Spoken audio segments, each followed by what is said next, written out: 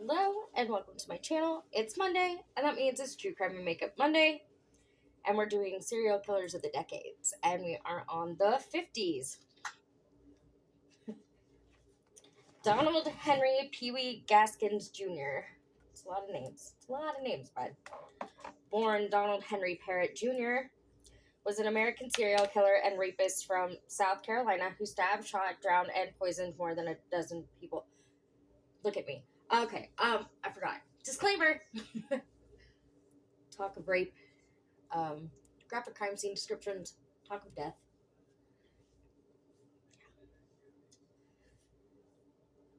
Before his convictions for murder, Gaskins had a long history of criminal activities, resulting in prison sentences for assault, burglary, and statutory rape.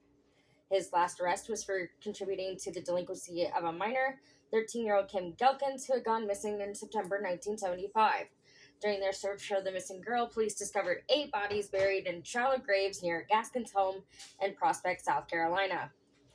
In May 1976, a Florence County jury took only 47 minutes before finding Gaskins guilty for the murder of one of the 8 victims, Dennis Bellamy, and sentenced him to death by the electric chair. The death sentence was overturned by the South Carolina Supreme Court in February of 1978, and rather than face a new trial, Gaskins pled guilty to the murders of Bellamy and 8 other friends and associates.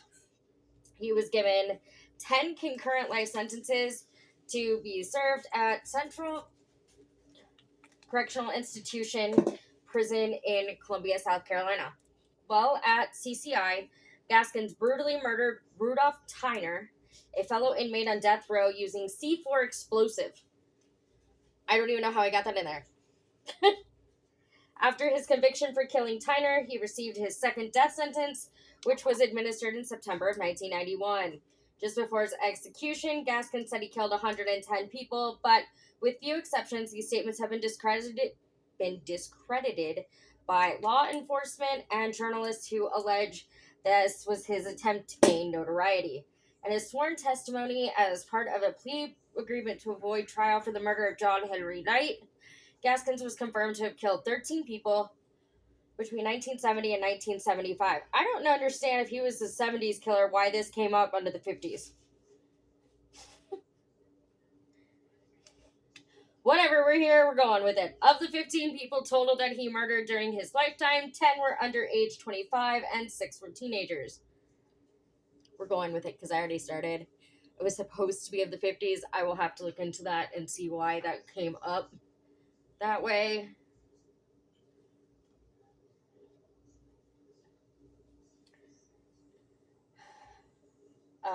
Okay. Donald Henry Gaskins was born in Florence County, South Carolina, to Yulia Parrott, the last in a string of illegitimate children. Gaskins was small for his age and immediately gained the nickname Pee Wee. And this is not the fun Pee Wee Herman that we all know, love, and remember, since he is also now deceased. No, this is a bad guy. This is a real bad guy. As an adult, he was between 5'4" and 5'5" and weighed approximately 130 pounds. Gaskins' early life was characterized by a great deal of neglect from his mother and abuse by a male relative. His mother apparently took so little interest in him that the first time he learned his given name, Donald, was when it was read out in his first court appearance. Gaskins was often described as a great manipulator and con artist who was street smart and with a keen sense of humor and a friendly, entertaining personality. When he was 1 year old, Gaskins reportedly drank a bottle of kerosene, which caused him to have convulsions until he was age 3. In adolescence, Gaskins engaged in a violent crime spree with a group of fellow delinquents, which included burglaries, assaults, and gang rape. At age 13, Gaskins was convicted for assaulting a young woman by hitting her in the head with an axe when she caught him breaking into her family home. It's a valid reason to yell at you. Just saying. He was sentenced to 5 years in a reform school, the South Carolina Industrial School for White Boys, because that was an important distinction to make, in Florence, where he was regularly raped by his fellow inmates. Back then, it was not uncommon to have it separated. I mean, it was like early 1940s. So yeah, but here we are. After escaping from the reform school, getting married, and voluntarily returning to complete his sentence, Gaskins was released in 1951 at the age of 18. He briefly worked on a tobacco plantation until he was arrested in 1953 for attacking a teenage girl with a hammer over an alleged insult. He was sentenced to 6 years in prison at the South Carolina Penitentiary. There, Gaskins earned his fellow inmates respect by killing the most feared man in the prison, Hazel Brazel, in what Gaskins claimed was self-defense. As a result, Gaskins received an extra 3 years in prison for involuntary manslaughter. I mean, it was probably voluntary, let's be real here. But from that point on, he became the aggressor instead of the victim. He escaped from prison in 1955 by hiding in the back of a garbage truck and fled to Florida, where he took employment with a traveling carnival. He was rearrested, remanded to custody, and paroled in August of 1961. Following his release from prison, Gaskins reverted to committing burglaries and fencing stolen property. 2 years after his parole, he was arrested. He was arrested for the rape of a 12-year-old girl, but absconded while awaiting sentence. Gaskins was rearrested in Georgia and sentenced to 80 years of imprisonment. To 8 years of imprisonment. He was paroled again in November of 1968. Upon his release, Gaskins moved to the town of Sumter, North Carolina, and began work with a roofing company. So basically, he started his crimes, his murders, in the early 50s. So I see now why they said 50s. He started as soon as he turned 18 in 1951, 1952, whatever it was. So I did have this correct. But that is why he's listed under the 50s. So I did do this right. It's good. It's good. Gaskin said his first non-prison related murder victim was a blonde female hitchhiker whom he tortured and murdered in September of 1969 before sinking her body in a swamp. In his memoirs, he said, "All I could think about is how I could do anything I wanted to her. This hitchhiker was to be the first of many." He said he picked up and killed while driving around the coastal highways of the American South. Gaskins classified these victims as coastal kills, people, both men and women, who he purely killed for pleasure, on average approximately once every 6 weeks when he went hunting to quell his feelings of bothersomeness. Read a book, bruh. Watch a movie. Color. Anything but murder. Just saying. There are other ways to fix your bothersomeness. Buy a journal. That's great. But no, we're going to murder and torture people. That makes sense. He said he tortured and mutilated his victims while attempting to keep them alive for as long as possible. He confessed to killing these victims using a variety of methods, including stabbing, suffocation, mutilation, and even said he cannibalized some of them.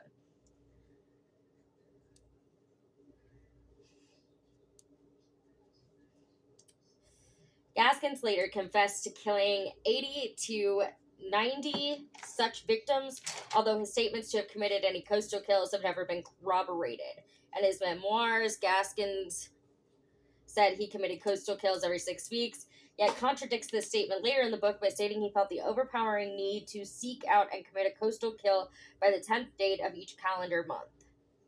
He also specifically named 3 further individuals whom he classified among his serious murders: an African-American couple he named as Eddie and Bertie Brown, aged 24 and 20 respectively, that he murdered in 1972 and buried behind the Tennant House, a location Gaskins failed to precisely pinpoint in his autobiography beyond one stating was a shortcut to go around Columbia, and a man named Horace Jones, 40, who he said was murdered in 1974. I always said, if you want to know, like, if they have more bodies out there, let them write a book Tell them you're going to make a movie, and they'll spill their guts. It's just the way it is. They want the notoriety, they want the fame. There is no evidence to support any of the statements made by Gaskins that he had committed any murders other than that of Hazel Brazel and the 14 victims listed below, whose bodies have been found and identified, and whose law enforcement records and Gaskins' sworn testimony substantiate. And that could very well be true. I mean, he could have killed as many people as he said he did.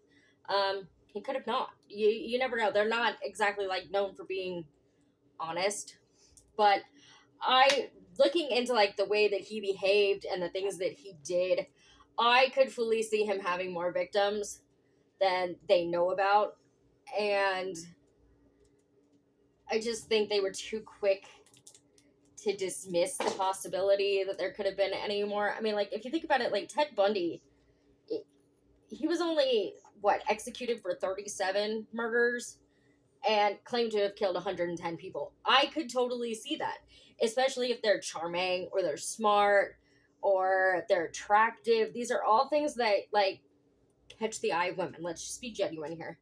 I mean, I guess in his case, it wasn't really just women. He didn't really seem to have a particular type, and those are always the hardest to catch because they don't have a particular type.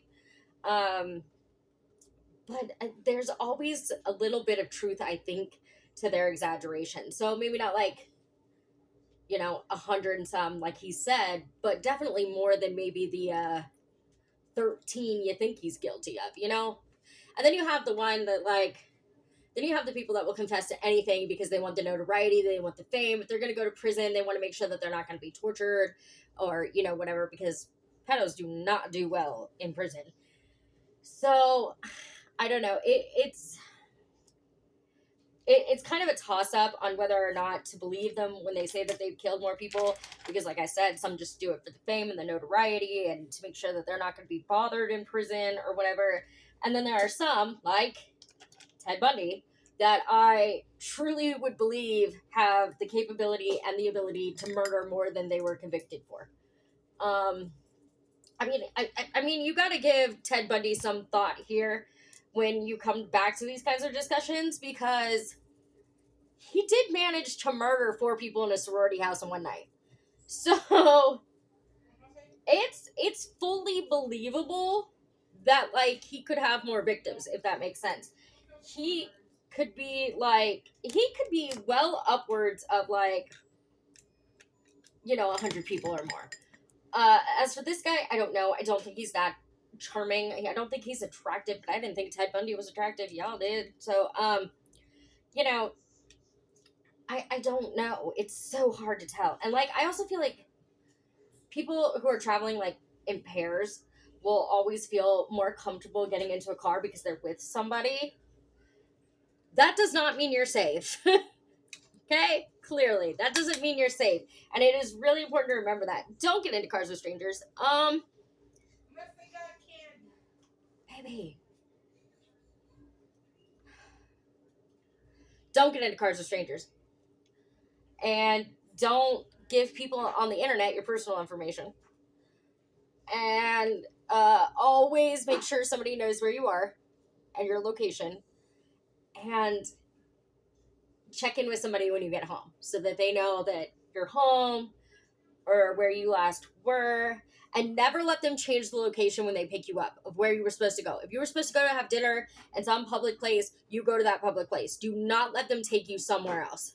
Because I always feel like every Criminal Minds episode starts this way. Like, people are supposed to be going to dinner and then they get picked up and the guy's like, oh, we're not going to go to this place. We're going to go to this place. Well, you don't have time to text, or call or whatever the person that's supposed to be keeping track of you, the change in location, and then suddenly you end up in a vacant building murdered. Like, yeah, just don't let them change the location. Make them stick to the plan you had. Always. It's safer for you and better for them in the long run. Just saying.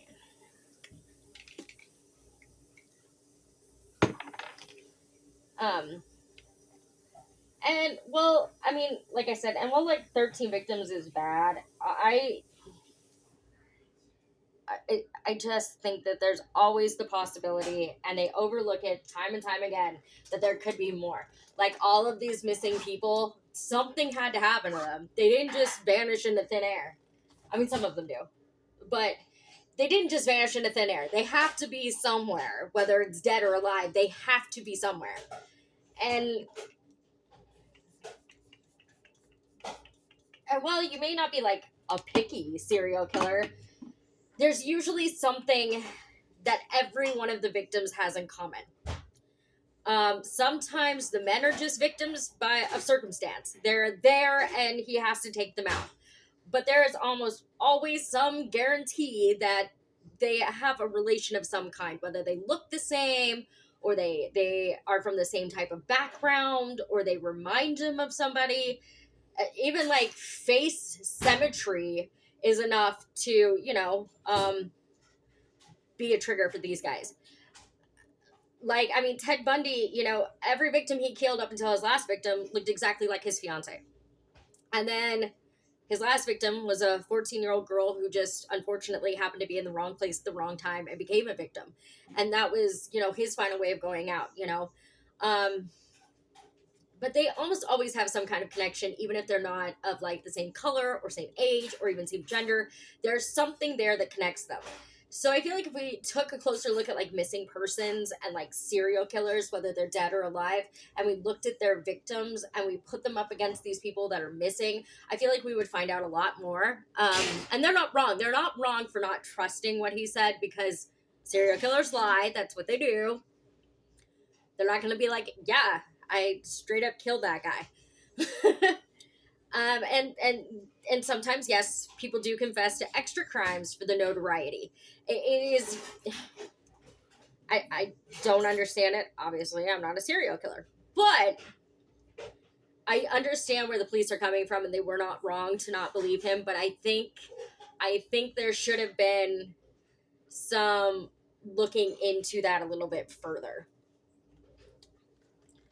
Anyway, on with the story, because now I'm just rambling. In November 1970, Gaskins committed the first of a series of confirmed murders, primarily people whom he knew and killed for personal reasons. His first confirmed victims were his own niece, Janice Kirby, age 15, and her friend Patricia Ann Alsbrook, age 17, both of whom he beat to death. He said he was enraged at their drug abuse, while others say he was attempting to sexually assault them in Sumter. Gaskins claimed to have poisoned Martha Ann Dix Jr., also known as Clyde, 20, in March 1971, either because of a rumor Pee-wee was the father of her unborn child. She generally dated only women, but known to mess around with men time to time, or out of revenge because she was an alleged drug dealer who supplied Kirby and Alsbrook, or because she got married and left for Texas to be with her wife. Her bones were found in a ditch, but lost when given to a university to study. I don't know about y'all, but that to me sounds like really disrespectful. Like, you took a victim's bones and were like, here. Like, where is the family of this girl? Because I have some questions. I mean, I've heard of like donating organs if there's organs to donate, because I mean, her body was found. Bones were found. But I've heard of donating organs, but like, do people donate their loved ones' bones? Is that a thing? And so they can study them. My wife answered my question. Apparently that is a thing. I just feel like, I don't know. I feel like that's really messed up. Especially with a murder victim, but alright. Gaskins was an overt racist, and he raped and drowned both Doreen Hope Dempsey, 22, and her 2-year-old daughter, Robin Michelle Dempsey, because Christy can't read, in June of 1973. Gaskins had befriended Doreen Dempsey several years prior and was angry upon hearing she had become pregnant a second time with an African American man. She had been living with Gaskins' friend Johnny Sellers and his brother Carl Sellers in North Charleston, South Carolina. They brought her to Gaskins' home in Prospect and left her there to speak with Gaskins about staying with him for a short. I can't talk today, guys. Sorry. For a short time while she was pregnant. Upset that Doreen was having a second biracial child, Gaskins responded by walking her to his backyard pond, where he drowned both the mother and her toddler. Because that makes sense. In June 1974, Gaskins shot his friend and criminal associate Johnny Sellers, age 36, in the back of the head and stabbed to death Johnny's ex-girlfriend Jessie Ruth Judy, age 22. After Sellers asked for money he was owed from the sale of a stolen boat. Gaskins feared Sellers would reveal Gaskins was also involved in an auto theft ring, and Jessie Judy was murdered at the same time because she could have told police about Gaskins' criminal activities, including murdering her boyfriend Johnny Sellers. So basically what they're saying is the girlfriend Jessie was a victim because she was there. Wrong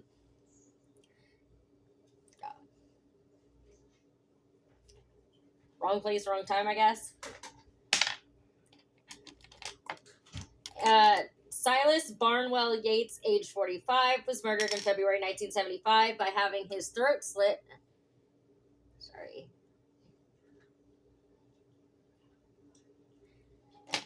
By having his throat slit. And a murder for hire scheme. The forensics showed that it was by knife.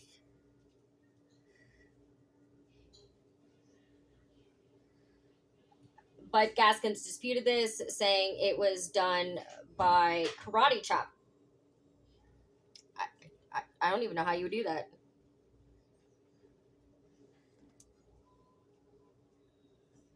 How do you murder somebody by karate chop? Okay, let me rephrase then. How do you slit somebody's throat by a karate chop? You can do the move, you can go in circles and chop them up. Be creative. Yates was in a dispute with his ex-girlfriend, Suzanne Kipper Owens, and she and her husband, John Owens, paid Gaskins $1,500 to murder Yates. Give me a second, I'm going to get dressed real quick. Diane Bellamy Neely, age 25, was separated from her husband, Walter Neely, who was one of Gaskins' closest friends and criminal co-conspirator. On April 10th of 1975, Gaskins stabbed to death Diane Bellamy and shot dead her boyfriend, Avery Lee Howard, age 34. Among other reasons, Gaskins murdered Diane Bellamy because she had threatened to report to police that Gaskins was allowing underage teenagers to have sex at his home. Avery Howard was murdered because he asked for money to pay attorneys and cover legal expenses following his arrest for fraud and auto theft. Gaskins worried Avery Howard would tell police about Gaskins' criminal activities. Kim Gelkins, age 13, was stabbed to death. To keep her from telling police Gaskins had moved her from North Charleston without permission, and to keep her from telling police she was being sexually abused by several adult men, including Gaskins. Dennis Bellamy, age 27, and John Henry Knight, age 15, were half-brothers, and Diane Bellamy was their sister. Within minutes of each other, Gaskins shot the two brothers in the back of the head on October 10th, 1975. Gaskins had promised to pay Dennis Bellamy for some stolen guns. When confronted by Bellamy at Gaskins' trailer home in Prospect, South Carolina, he responded by offering to return the guns from the woods behind his home. Hold on, I'm having a little trouble here. He took Bellamy into the woods to retrieve the guns, but murdered him instead. John Henry Knight was directed to the same area, allegedly to meet his brother, but was also murdered to ensure he could never speak of the crimes. Rudolph Tyner, age 23, was on death row in CCI prison for a March 1978 double murder when he was murdered by Gaskins on September 12, 1982. Tyner was appealing his own death sentence after being convicted for robbing a Murrells Inlet convenience store and killing store owners Bill and Myrtle Moon on March 18, 1978. The Moon's son, Tony Simo, hired Gaskins for $2,000 to kill Rudolph Tyner because, in Simo's view, the appeals process was taking too long. Tony Simo asked Gaskins what he needed to kill Tyner, and then Gaskins told him to insert some C4 inside the heel of a shoe and mail it to him. This way, Gaskins obtained plastic explosives with a blasting cap, a long wire, and a radio speaker to create an imitation intercom speaker that Tyler put to his ear to test. Gaskins then detonated the makeshift bomb by plugging the wire into a prison cell power outlet. It's a lot. Sorry, you can't even see me now. Fixed it. Gaskins was arrested on November 14th, 1975, when a criminal associate named Walter Neely confessed to police that he had knowledge of Gaskins killing Dennis Bellamy, age 28, and I thought he was 27, and Johnny Knight, age 15. Neely confessed to police that Gaskins had confided in him to having killed several people who had been listed as missing people during the previous 5 years and had indicated to him where they were buried. On December 4th, 1975, Neely led police to land near Gaskins' home in Prospect, where police discovered the bodies of 8 of his victims. That's a lot, bud. That's a lot. This smells like bubblegum. That's great.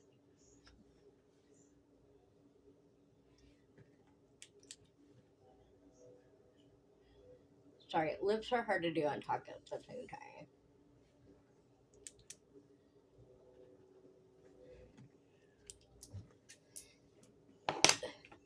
And Gaskins was tried on one charge of murder on May 24th, 1976, found guilty on May 28th, and sentenced to death, which was later commuted to life in prison when the South Carolina General Assembly's 1974 ruling on capital punishment was changed to conform to the U.S. Supreme Court guidelines for the death penalty in other states. That's a lot of words.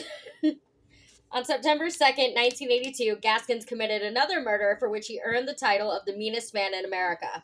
While incarcerated in the high-security block at the South Carolina Correctional Institution, Gaskins killed a death row inmate named Rudolph Tyner, who had received a sentence for killing an elderly couple during a bungled armed robbery of their store in Murrells Inlet, South Carolina. Gaskins was hired to commit this murder by Tony Simo, the son of Tyner's victims. Simo was initially charged with murder, but pled guilty to lesser charges and was sentenced to 8 years in prison. He was paroled in 1986. Gaskins initially made several unsuccessful attempts to kill Tyner by lacing his food and drink with poison before he opted to use explosives to kill him.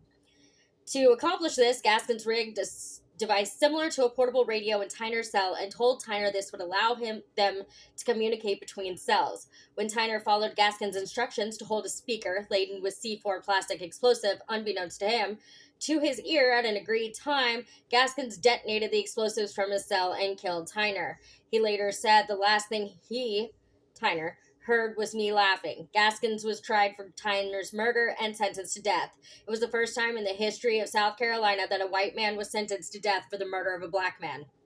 While on death row, Gaskins said he committed between 100 and 110 murders, including that of Margaret Pett Cutino, the 13-year-old daughter of then South Carolina State Senator James Cutino Jr. of Sumter. These murders have been widely disputed, and there has been no evidence to support Gaskins' statements. Gaskins was executed on September 6, 1991 at 1:10 a.m. in the electric chair, hours after he tried to kill himself by slitting his wrists. His last words were, "I'll let my lawyers talk for me. I'm ready to go." End quote. And that is the weird and little disturbing story of Donald Pee Wee Gaskins.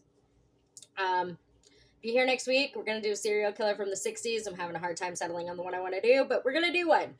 And as always, be cautiously kind to others. Don't do anything I wouldn't do and make good choices. Have a wonderful day, guys. Bye.